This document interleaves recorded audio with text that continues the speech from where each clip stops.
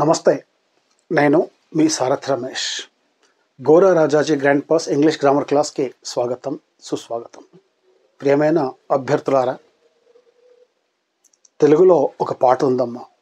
సాధన చేయమిరా నరుడా, సాధ్యము కానిది లేదురా. సాధ్యం చేస్తే, ప్రాక్టీస్ చేస్తే ఇంపాసిబుల్ అంటూ ఏమీ ఉండదమ్మా. సో టెట్ పరీక్షల కొరకై ఎవరైతే అపియర్ అవుతున్నారో వారి కోసమే స్పెషల్గా ఈ వీడియో అమ్మ, స్పెషల్గా ఈ క్లాస్ అమ్మ. ఇంత మొదటి క్లాస్లో పేపర్ 1 కొరకు పార్ట్స్ ఆఫ్ స్పీచ్లో క్వశ్చన్స్ ఇచ్చాను. ఈరోజు క్లాస్లో పార్ట్స్ ఆఫ్ స్పీచ్లో పేపర్ 2 కొరకు ఇస్తున్నానమ్మా. పేపర్ 2 కొరకు ఏ ప్రశ్నలు అయితే వస్తాయో అవి ఈరోజు మనం చూద్దాము. పార్ట్స్ ఆఫ్ స్పీచ్లో మరి ఎలాంటి ప్రశ్నలు వస్తాయి. పేపర్ 1లో పేపర్ 2లో అవే ప్రశ్నలమ్మా. కాకపోతే పేపర్ 2లో కొంచెం భాష స్టాండర్డ్ కొంచెం పెరుగుతుందమ్మా. క్వశ్చన్స్ అవే, ఆన్సర్స్ అవే. సో చూద్దాం మరి. వెల్కమ్ అమ్మా. Right, TET practice questions, parts of speech paper 2. Let's see the questions. Question number 1 అమ్మా. First question, what kind of noun Basar is? Basar what kind of noun? ఇది ఏ నామవాచకము? మరి ఆప్షన్ చూద్దామా. ఇక్కడ common noun, collective noun, proper noun, abstract noun. ఇదమ్మా. మరి బాసర్ అంటే ఏ నౌన్? కామన్ నౌనా, కలెక్టివ్ నౌనా, ప్రాపర్ నౌనా, అబ్స్ట్రాక్ట్ నౌనా? బాసర్ అంటే ఊరు పేరమ్మా. ఎప్పుడైతే స్వంత పేర్లు ఉంటాయో, ఓన్ నేమ్స్, అప్పుడు అవి అబ్స్ట్రాక్ట్ నౌన్స్ కావమ్మా. కలెక్టివ్ నౌన్స్ కూడా కావు. అదేవిధంగా కామన్ నౌన్ కూడా కాదమ్మా. మరి ఇది ఏంటమ్మా? ఇది బాసర్ అంటే ప్రాపర్ నౌన్. ఏ విధంగానైతే మన పేర్లు ఉంటాయో, మహేష్, గిరీష్, సురేష్ లాంటి పేర్లు ఏవైతే ఉంటాయో అవి ప్రాపర్ నౌన్స్ అమ్మా. అలాగే ఎప్పుడైతే ఊర్ల పేర్లు ఉంటాయో, హైదరాబాదు, ముధోలు, నిర్మలు, బాసరు, ఇవి కూడా ప్రాపర్ నౌన్స్ అమ్మా. అదేవిధంగా నదుల పేర్లు అయితే ఉంటాయో, గోదావరి, గంగా, ద గోదావరి, ద గంగా, ఇవి కూడా ప్రాపర్ నౌన్స్ ఏనమ్మా. అంటే ప్రాపర్ నౌన్స్ అంటే ప్రత్యేకమైన పేర్లమ్మ, వాటిని ప్రాపర్ నౌన్స్ అంటాం. బాసర్ అంటే ఊరు పేరు. సో అలాంటప్పుడు ఇది ఏ నౌన్ అవుతుందమ్మా? Proper noun. So the answer is C here. ఇక్కడ ఆన్సర్ వచ్చి సి అమ్మ. సో ఈ విధంగా ఎగ్జామినేషన్లో మీకు క్వశ్చన్స్ అడుగుతారు, వాటిని ఆలోచించి ఆన్సర్ రాయాలమ్మ. ఇక రెండో చూద్దాం. Second one, which of this is a common noun? Which of this is a common noun? Second question. ఫస్ట్లో ఏమో ప్రాపర్ నౌన్ రాసామమ్మా. ఏ కైండ్ అన్నారు? ఇక్కడ which of this is a common noun. ఇక్కడ 4 నౌన్స్ ఇచ్చారమ్మా, ABCD. దీంట్లో నుండి కామన్ నౌన్ ఏది? కామన్ నౌన్ ఏది? మరి ఆప్షన్ చూద్దామమ్మా. A wood, B class, C river, D air. అయితే మరి దీంట్లో వచ్చి మనకు కావాల్సింది కామన్ నౌన్. పైన మనము ప్రాపర్ నౌన్ చూసాం, ఇక్కడ కామన్ నౌన్ అమ్మా. మరి ఇక్కడ కొంచెం ఆలోచించండి అమ్మా. కామన్ నౌన్ ఏముంటుంది? Wood material noun, class collective noun, river common noun, air కూడా మటీరియల్ నౌనేనమ్మా. సో మనకి ఇక్కడ కావాల్సిన కామన్ నౌన్ ఏది? రివర్ అమ్మ.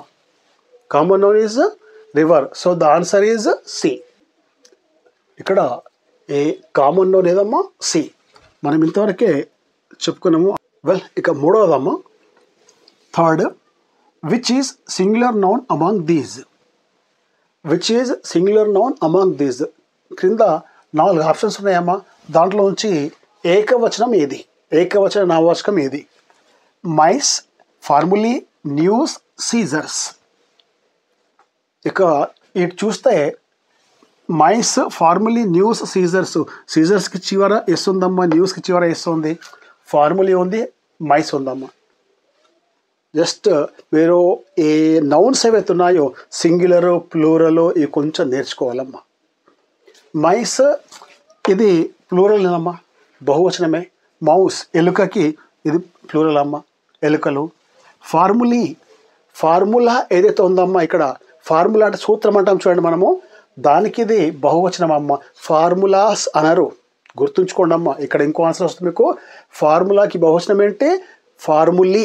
ఇది ఫార్ములీ బహువచనం అమ్మ, ఫార్ములాస్ కాదు. నెక్స్ట్ ఇక న్యూస్. ఇది న్యూస్ మనకు కనబడడానికి, వార్తలు తెలుగులో మనం వార్తలు అంటామమ్మా. కనబడడానికి మనకి ఇక్కడ ప్లూరల్ కనిపిస్తుంది, కానీ ప్లూరల్ కాదమ్మా, అది సింగులరే. న్యూస్ సింగులరు, సీజర్స్ ఎల్లప్పుడూ ప్లూరలేనమ్మా. Well, so the answer is C. ఇక్కడ బాక్స్ ఇవ్వలేదు, just S. The answer is ఇక్కడ సి అమ్మ. దీంట్లో అంటే మైస్, ఫార్ములీ, న్యూస్, సీజర్స్. దీంట్లో అంటే సింగులర్ ఏంటమ్మా? న్యూస్. వెల్, ఇక 4వ చూద్దాం. Select the personal pronouns among the following. Select the personal pronouns. Pronouns, ఈ ప్రొనౌన్స్లో పర్సనల్ ప్రొనౌన్ కావాలమ్మ మనకి ఇక్కడ. Whose, those, his, himself 4 pronouns ఉన్నాయి ఇక్కడ. ఈ 4 ప్రొనౌన్సే.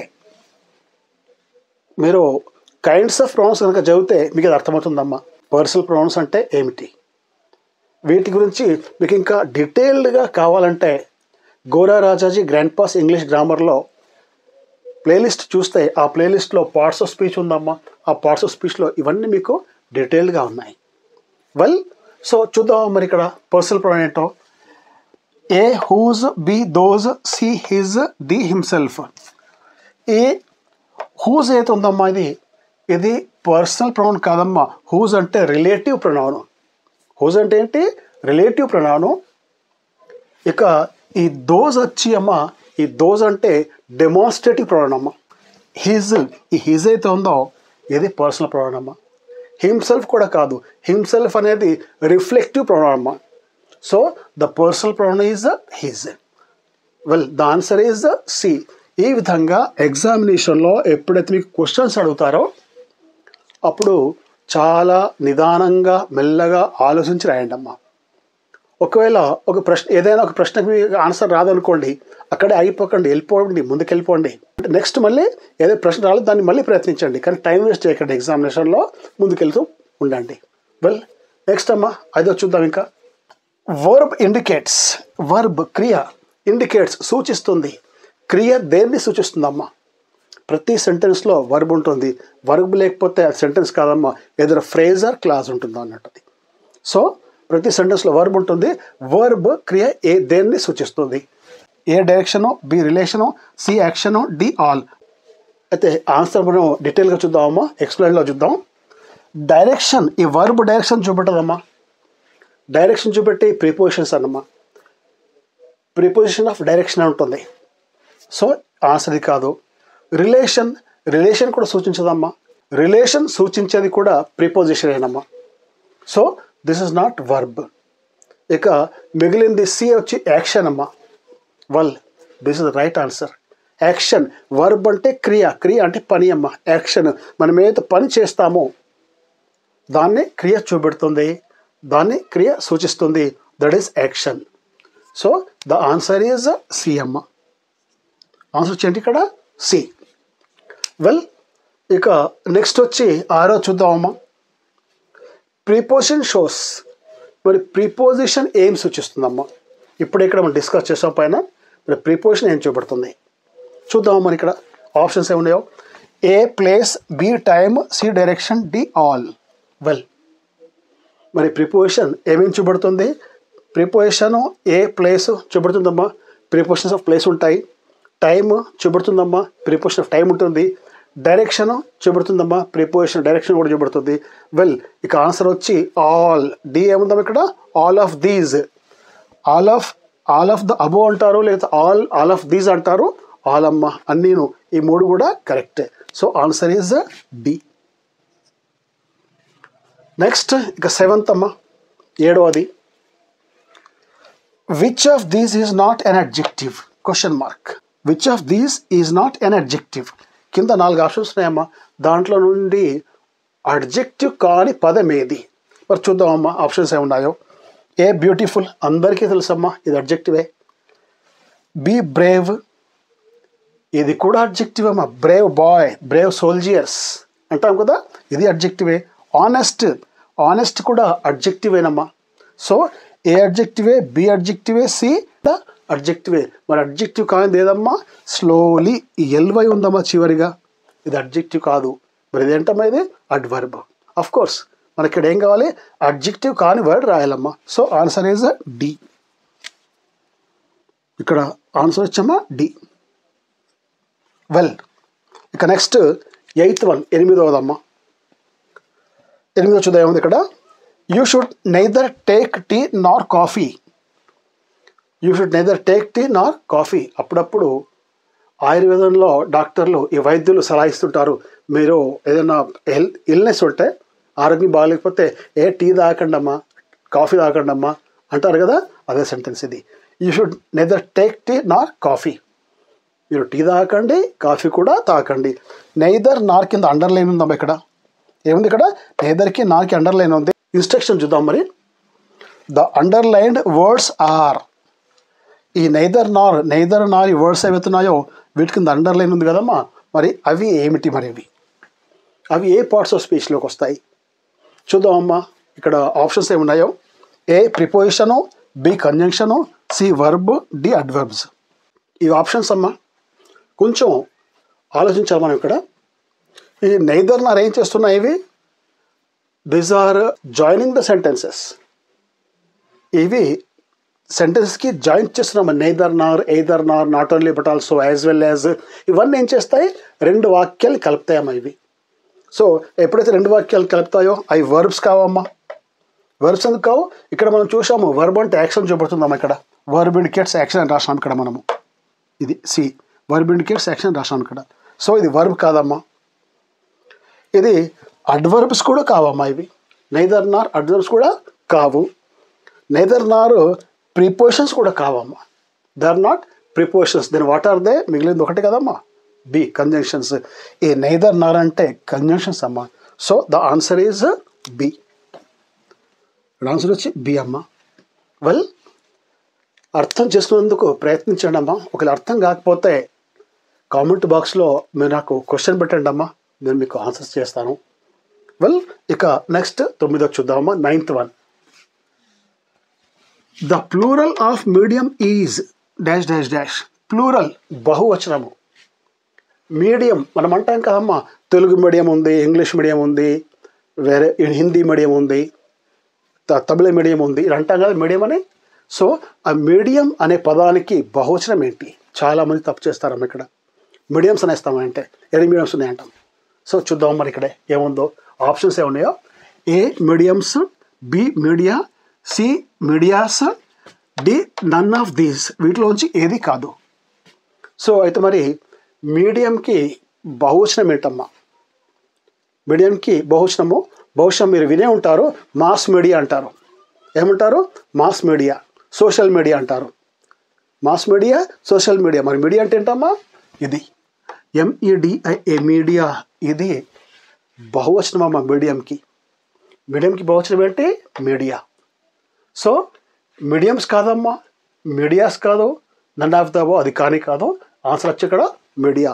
So the answer is B అమ్మా ఇక్కడ. వెల్, నెక్స్ట్ ఇక 10వ చూద్దామమ్మా. 10th one. He reads well, full stop. Well కింద అడగలేదమ్మా. హీ రీడ్స్ వెల్, అతను బాగా చదువుతాడు.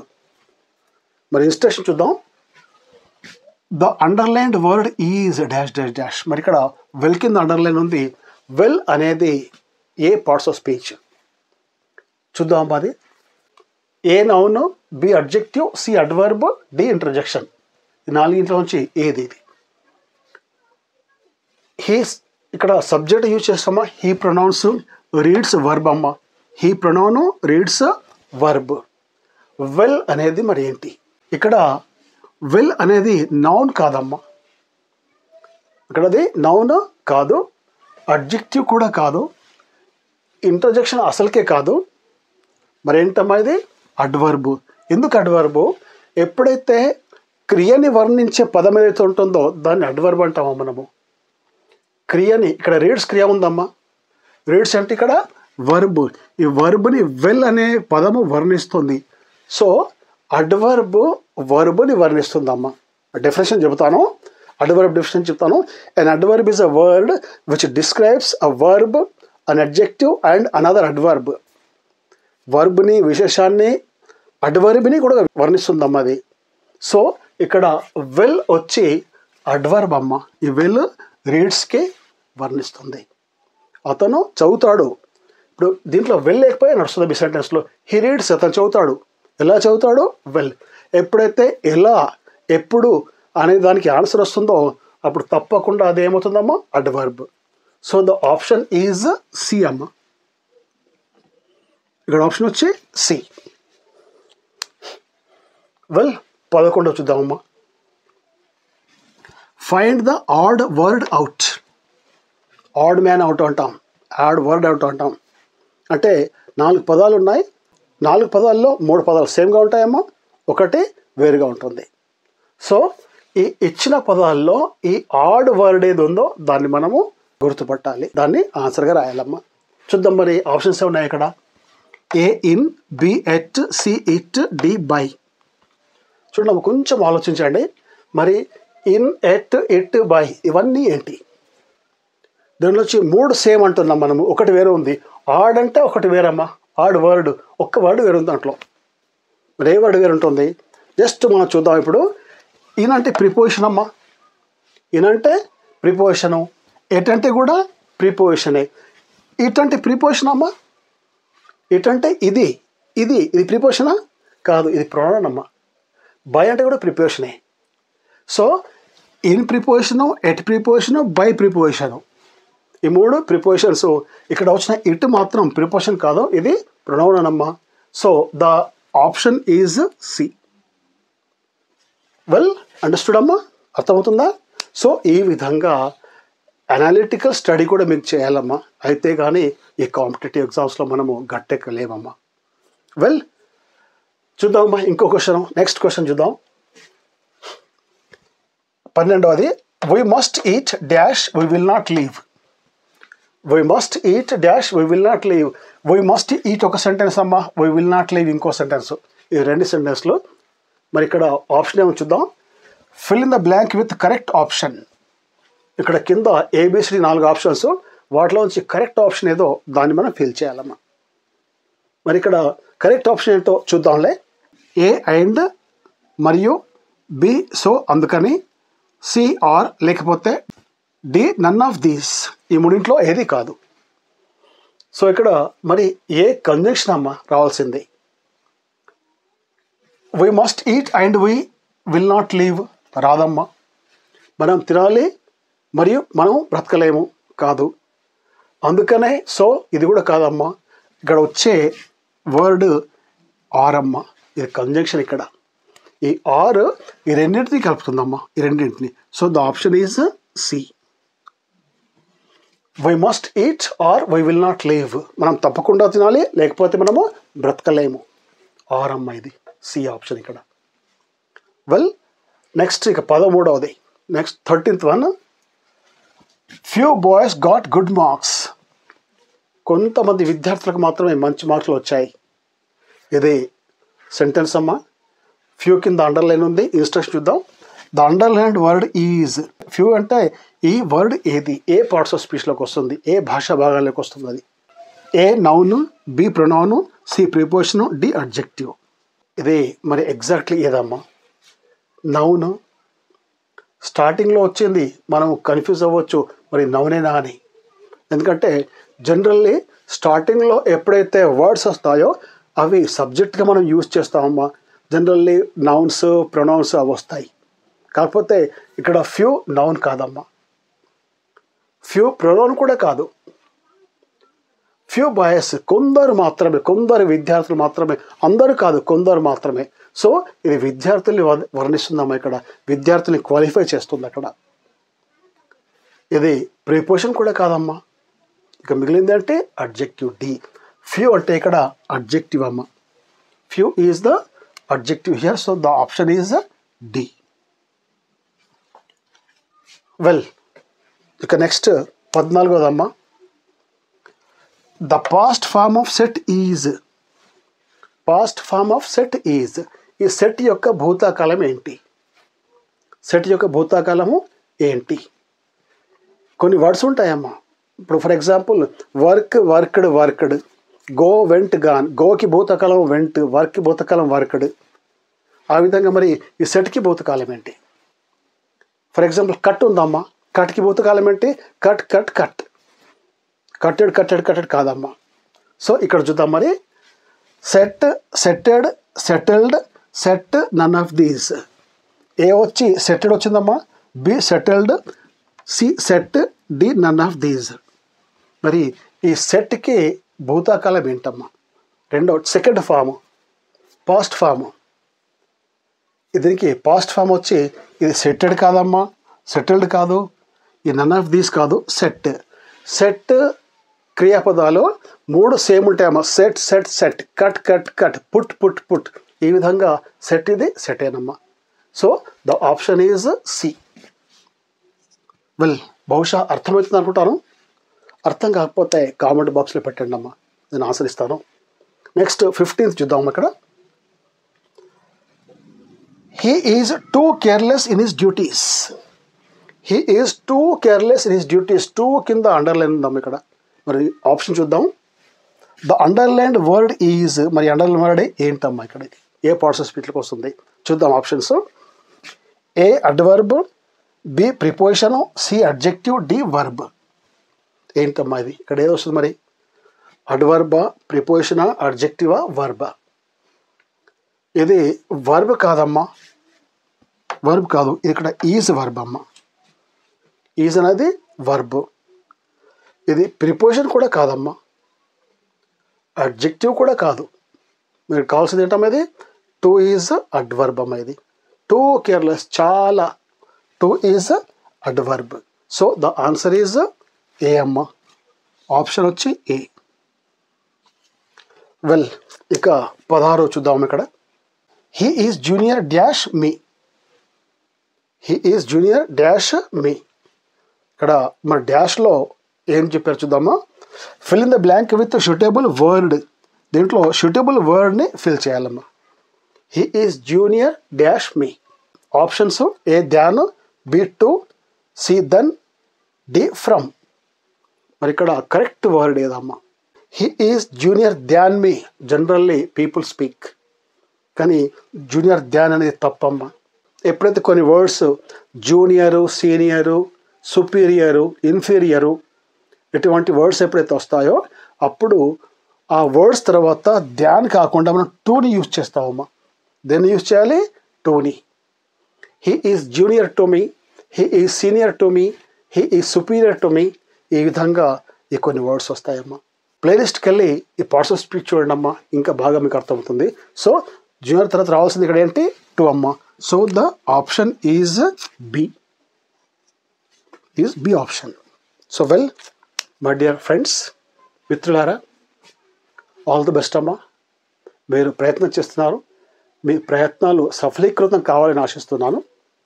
ఈ క్లాస్తో మనం ఇక్కడ ఆగుదామమ్మా. Well, take care and all the best.